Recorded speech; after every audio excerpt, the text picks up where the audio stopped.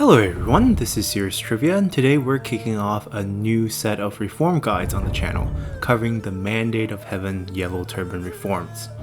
This series will have 4 parts, with this being the intro and overview episode, followed by 2 episodes covering the 4 categories of Yellow Turban Reforms in pairs, before we wrap up the series with a tips and tricks episode at the end dedicated entirely to gameplay. So for starters, Total War 3 Kingdoms has some of the most beautiful and culturally relevant reform trees in the Total War series, and that goes from the 5 elements showcased in the tree for the base game to the 3 scrolls for the first Yellow Turban DLC that mimic the scrolls of heaven, earth, and people that were gifted to Zhangjiao by the gods, to the most recent Bandit Network map that connects various underworld forces together on the commandery map for the game. So it is no surprise that the Mandate of Heaven Yellow Turban Reforms would receive this brand new beautiful reform tree that contains 4 separate panels, which presents what is known as the 4君子, or the 4 gentlemen in Chinese culture. Now, the 4 gentlemen is a concept of using seasonal flowers or trees to represent the 4 virtues that make up the ideal Confucian gentleman. And these 4 virtues are uprightness, represented by the winter plum, purity, represented by the spring orchid, perseverance, represented by the summer bamboo, and finally, humility, represented by the autumn chrysanthemum. And this concept was first introduced in a book back during the Ming Dynasty.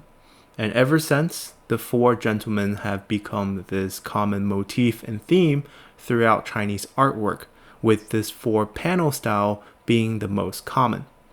Now the game did make some artistic changes, as orchids are not traditionally depicted as blue, but it also happens that the Chinese word for orchid, or lanhua, has the exact same sound as the word for blue flower, which is also lanhua.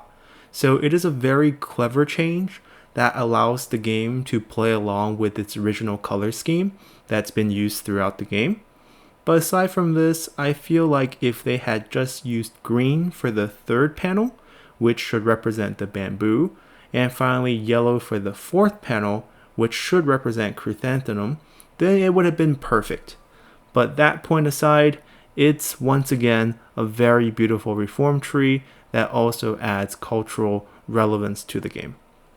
Now, before we move on to our overview look at all the reforms and see how they function in terms of gameplay, I just want to take a little bit of extra moment to go a little deeper into these concepts of the 4 gentlemen and the virtues that they represent, simply because they are so relevant culturally that you can find them used as motifs in items like classical paintings, modern decoration, china, and even mahjong tiles.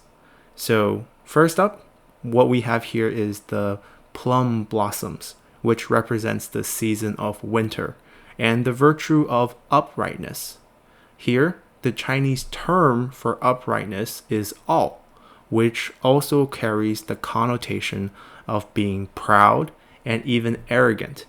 And in a sense that the plum blossom captures this perfectly by being the only flower being able to bloom in the dead of winter, as it becomes these specks of vibrant red over a land otherwise covered by white snow. And it is this sense of uprightness and resiliency that would allow scholars like Lu Zhi to stand up to tyrants like Dong Zhuo in history. And next up, we have the orchid, which represents the season of spring and the virtue of purity. In Chinese, the virtue described here is called you, which carries a connotation of being subtle and even a bit mysterious. And indeed, the Chinese view orchids as these flowers that would grow in the hidden valleys where no man would live. Its flower is pure, but not overly vibrant, and its fragrance shows elegance, as it does not compete with other fragrances. and thus these qualities of purity, grace, elegance, and subtlety becomes values that all Confucian gentlemen should strive to achieve. And in-game, we can see these characteristics exemplified on Xiao Qiao's dress here, with the blue flowers etched in.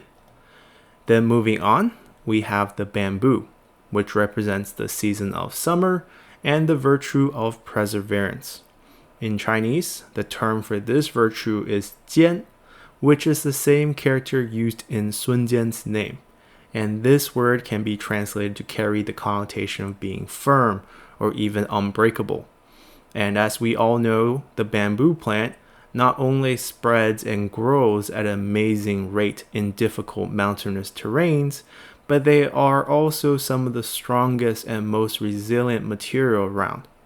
In-game, we can find this motif across Lu Zhi's fan, which once again reinforces his character as being one that reflects core Confucian principles.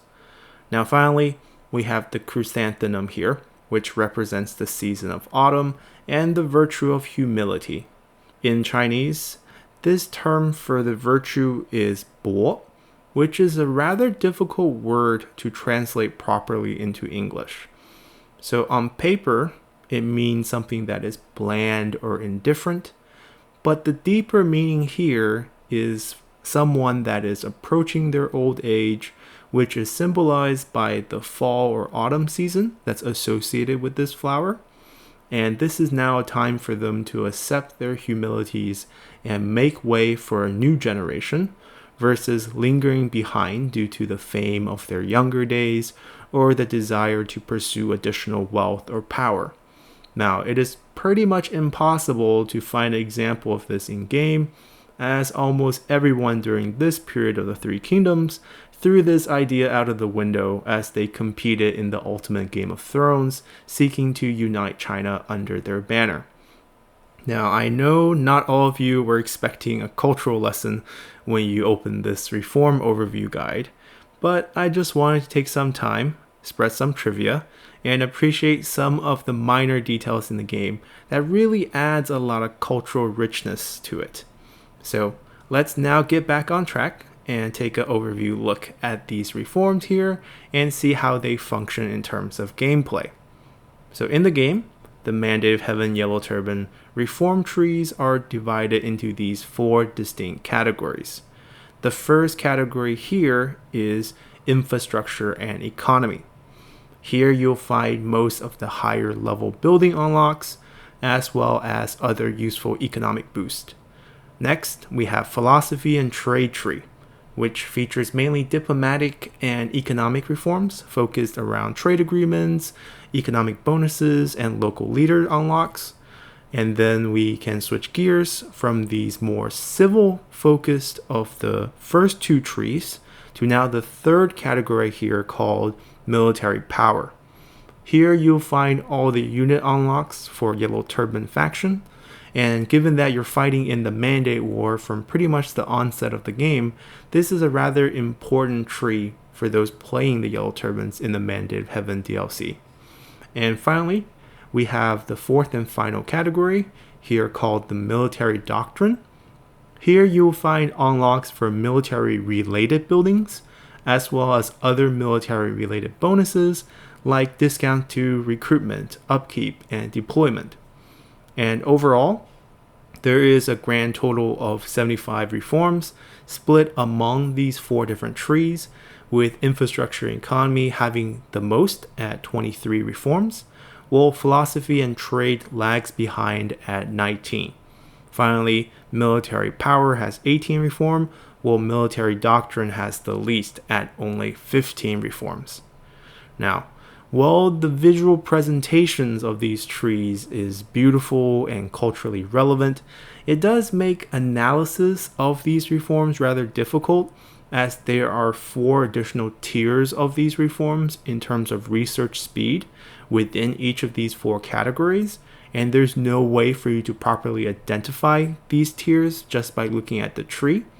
So if we break down these branches into a new format that highlights these 4-turn, 6-turn, 10-turn, and 15-turn research time reforms, we have a better time at analyzing how to approach these reform trees when designing how we want to advance our faction.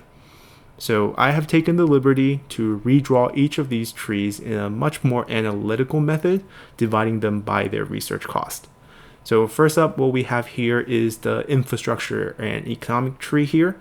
And this tree is heavily focused on 4 turns and 6 turn reforms, which make it one of the cheapest reform trees out of the 4, even though it has a total of staggering 23 reforms. And as mentioned earlier, since the Mandate War is the primary focus in the 182 start for Yellow Turbans, a more military focused start is definitely required, so indirectly it does lower the importance of this tree here. But regardless, we'll have part 2 and 3 of this series to use to have a deeper dive into each of these trees separately as we look at all these individual reforms to look at their merits. So for now, let's just move on as we have our redrawn version of the philosophy and trade tree here. And this tree clearly shows a focus on 10-turn reforms, as around half of its reform costs 10 turns. And with diplomatic options being super limited playing as Yellow Turban factions, I do find this tree to be one of the least useful in the game. And next up, we move on to military power, which is depicted here in a slightly weird fashion, as we do have quite a few 4-turn reforms that all originate from the Yellow Sky Apprentice reform, while the rest of the reform tree is actually super balanced, with these 3 equal length branches sourcing out from General of the Flying Stone reform. And finally, we have the military doctrine tree here, which has the least reforms out of the 4 at only 15, but also has one of the most confusing and complex tree structures out of the 4 reform trees. Now, as I mentioned earlier, we will have plenty of time to take a look at these individual trees in greater detail in part 2 and 3 of our series, which will come tomorrow and the day after. So I hope you have enjoyed this little preview of our Reform Guide series, both in terms of understanding the structures of these Yellow Turban reforms in Mandate of Heaven DLC, and in terms of their cultural relevance in regards to the 4 gentlemen theme that they employ. Once again, I hope you all enjoyed this video and hope to see you all next time. Bye!